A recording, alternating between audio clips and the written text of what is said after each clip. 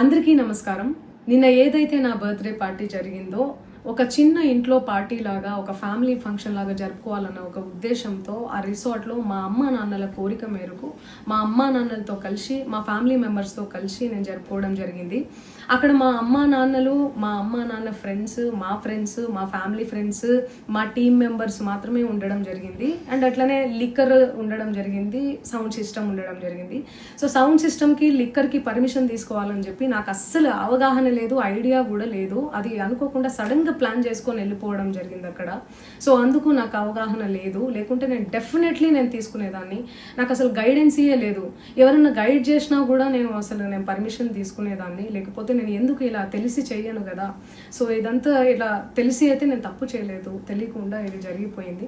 And అక్కడ local liquor తప్ప అసలు వేరే ఏ ఇతర పదార్థాలు, మత్తు పదార్థాలు కానీ వాడడం అసలు జరగలేదు. అక్కడ దొరకలేదు కూడా, పోలీసులు సెర్చ్ చేసినా కూడా.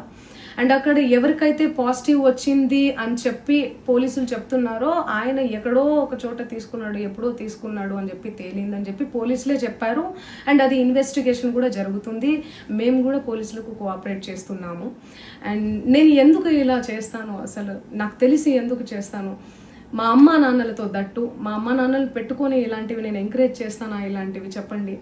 అండ్ ఒక రోల్ మోడల్గా, ఒక ఇన్స్పిరేషనల్గా ఉండాలని అనుకుంటాను, కానీ నేను ఇలా ఎందుకు చేస్తాను. సో ప్లీజ్ దయచేసి మీడియా మిత్రులకు నా విన్నపం ఏంటంటే, ఆధారాలు లేని అభియోగాలు నా మీద అస్సలు మోపద్దు ప్లీజ్.